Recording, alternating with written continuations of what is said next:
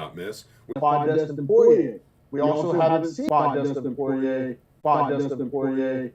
One of my favorite fights of all time. I talk about that fight probably more on this podcast. Any night where I'm like weirdly drunk and bored, it's getting YouTube, it's getting ESPN pulling it up. Like I love watching that fight like so much. I watch it a couple times a year. I think we watched it together whenever I was out at your place all the time, and that has to be on that list.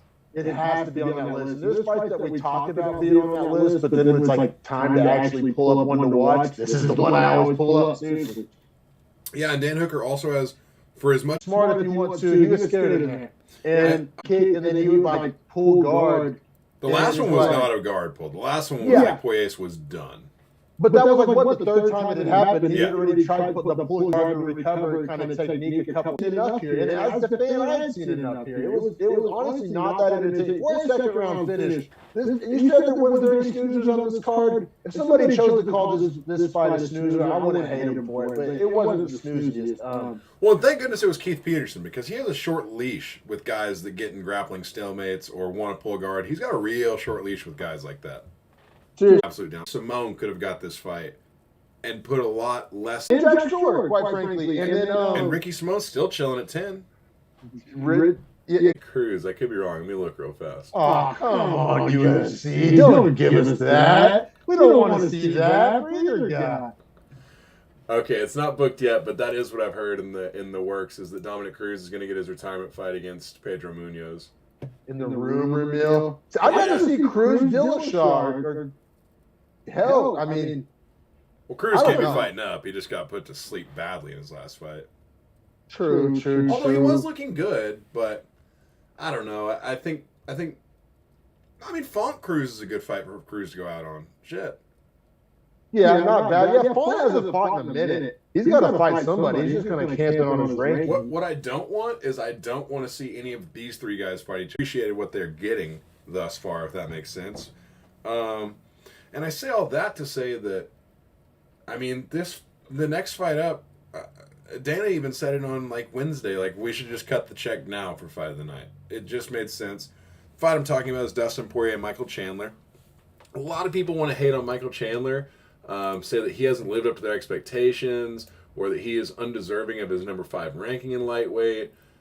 Poirier himself, I think, has a hard... I'm hard-pressed to believe that he deserves to be 2 after fighting Conor McGregor twice, and McGregor's now at 14, so it's like, okay, he beat 14 back-to-back. Like, congrats on being ranked 2. I don't even know if he deserved that. You look at Michael Chandler's record in the UFC up to this point. Beats Dan Hooker, loses Charlie Olives after almost winning the fight, loses to Justin Gaethje in my fight of the year, pretty much in 2021, and then has the crazy finish of Tony Ferguson, like looking like D-Mac, chin off the floor, and then gets this fight against Dustin Poirier, 5 versus 2. The odds here, I have them right here. I loved the matchmaking. It made all the sense in the world to match these guys up. And Dana said it on Wednesday. We might as well cut the check for fight of the night right now because you know these two are going to get it. It's a funny thing to say. It's ambitious, but Poirier comes in at minus 210 with the number 2 ranking. Chandler comes in at plus 180 with the number 5 ranking. I didn't hate the plus 180 on Chandler. I thought the line could have been closer. I verbatim, copy paste, exactly. I love me the Chandler value. Not so much that I was like certain that he would win, which is why I didn't end up betting it, because I was pretty like, this could go either way for sure, especially because of how Chandler fights. But I won't be betting on Chandler maybe ever because it's just so reckless. But so reckless. He's such a good wrestler and never does it. Round 2, we'll get to it a little bit, but I definitely wasn't as bullish on everyone else. Like Vegas was bullish on Poirier, giving him the 2-1. A lot of the other shows and podcasts and stuff I was watching liked Poirier a lot, and we'll get to it. But I mean, I just don't understand how. I mean, it's just for the same reason why I won't bet on Chandler is the same reason why I have a hard time betting against Chandler. It's just that like the way he fights, man, at any given moment. I would also like to note that if we're talking about Dustin Poirier, I mean, yeah, he has that crazy win over Dan Hooker 2 years ago that we obviously referenced earlier. Great fight. Then he beats McGregor twice, which I don't hold any stock in at this point. I hold literally 0 stock in that. I hold some stock in it. I just think Conor's done fighting. Like, I don't think mentally he's there. You know what I mean? Like, I don't think he gives a shit anymore. And Poirier works his ass off to be there. So, and Connor's number 14 now. So you have back-to-back wins over number 14. Like, congrats, man. You're number 2. That should be all day, every day. Pushback. But that's not Connor of 2016 either. That's Connor of 2020 he's beating. Fair. Yeah, you're right, man. You're right. And then he loses to Charlie Olives by sub in the 3rd round for the interim. Doesn't look great in that fight either. Does not look Chandler... great in that fight. Obviously, Volkanovski, Makhachev's announced, right? Yes. So everyone's just going to sit there and watch, right? Yes. So everyone's just going to sit there and watch, and the top 5, 6 kind of got to figure out where they sit for whenever the champion of their weight class is decided or is upheld. So, the way I look at it, he is long in the tooth, a lot of fight miles. Kenneth brought up a good point, though. Chandler and Bellator did not take much damage in those fights because he was able to win those fights relatively quickly, typically. See, I do love Dariush Oliveira, especially because a Poirier-Oliveira rematch or a Gaethje-Oliveira rematch, especially not for a belt, seems to not make a lot of sense. So you're right. I agree. I think you do have to do Dariush Oliveira. Fiziev Poirier is so fun because neither guy is necessarily going to try to wrestle each other. But I think they do Fiziev Gaethje. I agree. And I think they let Poirier wait for the winner of Volk Makhachev. Because if Volk gets the jump on Makhachev has 0 title defenses, doesn't have too much claim to an immediate rematch. And I think Poirier Volk is a huge, huge fight. Debatably a bigger fight. At least stateside, maybe sells more pay-per-view. Volk Poirier probably sells more pay-per-view. They were very competitive, kind of grappling scrambles, and ended up on top a few times. But definitely Wayne Zhang did Zhang Weili definitely did enough to win the round, especially the end of ground and pound. But take that ground and pound out, the rest of the round is pretty 50-50 and kind of just a couple of big scrambles. But Esparza is so good at doing this, man, of like limiting the amount of damage she takes, not necessarily getting the most damage of herself off. I mean, if you look at her record coming into this, man, her last loss before this is 2018 to Tyson. It was weird because it's like a break.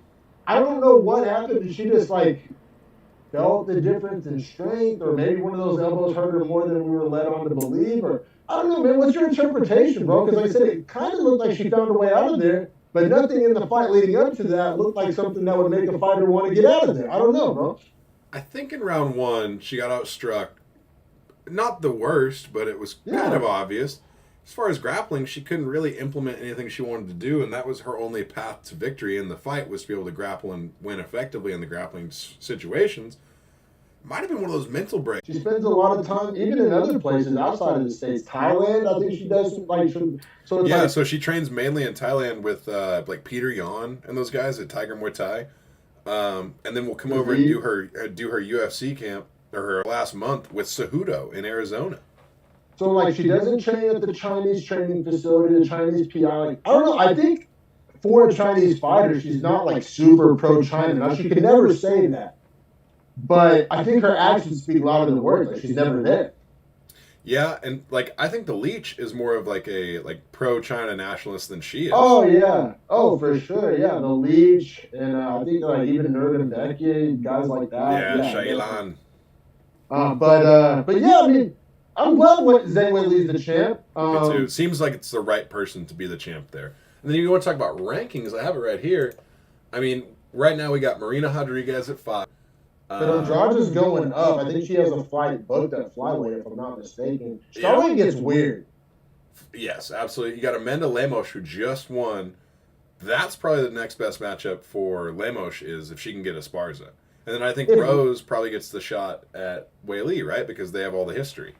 I'll say this. If Rose wants the Weili shot, she can easily get it with a couple videos and a couple tweets. Yeah. She has such a big fan base. If she lets it be known that she wants it soon, not come out and say some shit like summer 2023, let's fight for a belt, or some weird shit. If she's that's my fucking belt, the UFC and the UFC fans will get behind that real quick. And Zhang Weili will obviously be down as fuck. I think we're looking at it in the wrong light, though, right? Like, the question should be, who does Zhang Weili want to fight? Because she gets to make the calls now. And it should be Rose, right? Like, why would she not want to avenge that loss? And that would sell the most pay-per-views, get her the biggest paycheck. And I think she can beat Rose. Like, it's not like it's an unwinnable fight by any means. I think that the UFC and the UFC fans are kind of just like, not down on Rose, but just don't know where she's at, don't know if she'll accept, don't know how long of a layoff she would want in between. I think what we're all saying and seeing is that Lemos should be, like, we can book that fight next month, and Lemos should be down, and Weili would be down. You know what I'm saying? Yes, for sure. I think we see that as maybe not the fight that we want, but the fight that we can actually get. You know what I'm saying? And it would still be a fun fight. Like, Lemos, that power versus Weili's, it'd be power on power. I mean, I will say for Weili, too, the Lemos thing makes the most sense because if you look at her last 5, she's fought Joanna twice, Rose twice, and now Esparza. Obviously, Joanna's retired. They have one of the maybe the best women's fight of all time when they fought in 2020. That's how I view it with these guys grappling. You know what I'm saying? But fair point. Not a black belt in sight. I thought the scoring of this was relatively easy as well. I did too in hindsight. Now, I'm full disclosure. That's why I want to watch this fight again. I went hard Saturday night. I was literally 12 beers deep. I think it just whether it's a mental distraction, whether it's a focus. As Izzy's literally has his hand. Well, but Pereira he also had some good grappling effectiveness. Either of these guys, like when Izzy would land his right hand or when Pereira would land that stiff jab, it would pause both guys. Like, there'd be like a little stun, a little pause, like undeniable, like not play-offable. Like they would be like a little like, you got me. Yeah, both guys would be like, God damn it. Like one of those, like, man, I know I can't eat many of these. Yeah, no, and like it was authentic. Like they at least better defense than round 3. So I don't know what can Kyle Shanahan in the Super Bowl. He's going to lay off of his offense too much, become too defensive. There are openings because if Izzy had remained as offensive, Pereira couldn't just march forward like that. But instead, Izzy tries to just circle, play it out, counter strike. That's not going to work with a dude at that level. You gotta fight the same fight. Mystic Madden over here, but no, seriously, that's great analysis because you're right. And then it almost made me think that Pereira was nervous. He might be having some to have to do the rematch, which makes kind of the falls feel like the top of the middleweight division. And also Prohaska's got maybe the craziest chin out there because he literally openly says, like, yeah, I'll absorb a strike to land something crazy. No, for sure, man. I think Prohaska, Pereira is sick. Like, I don't know how many of these middleweights on this list that Pereira ends up fighting. Because if you think about it, there's a scenario where it goes like Izzy, Hamzat, Prohaska, or something like that. Like, and none of those guys besides Izzy are on this middleweight ranking. So, like, we kind of even have to approach this match than we have with the other division. Also, did you see Pereira's? He posted his weight Saturday morning, standing on the scale, and he woke up. Did you see what it was? Like 211, right? 211 Saturday morning. He's probably 215, 217 by the time they stepped in at night. That's absurd. Massive. And it didn't seem to affect his cardio. I would love to see him at 205, but especially as a champion. Like champ, Prohaska, Pereira. The only thing that sucks is because 205 is the exact opposite of middleweight. Okay, there's not a lot of championship-worthy contenders at middleweight. There's so many at light heavyweight. I mean, there's Sheriff fights book. You got Jan Blachowicz, former champ, sitting pocket belt one day. Jamal Hill Pereira is a fun fight if it were ever to happen too. Yeah, it's fucking awesome. That'd be sick. So you know what fight's not fun? Ankalaev